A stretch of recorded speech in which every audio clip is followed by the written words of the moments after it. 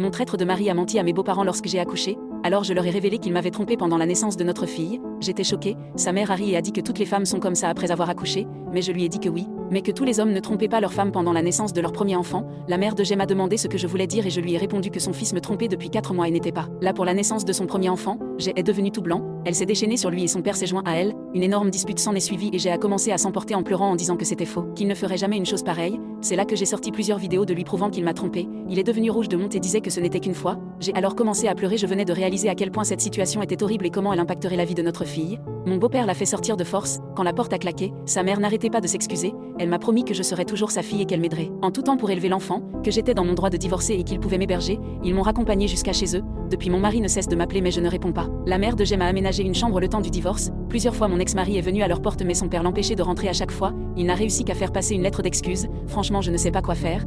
Je n'ai pas envie de priver ma fille d'un père mais mon cœur ne supporte pas qu'il soit allé ailleurs, surtout dans un moment aussi important.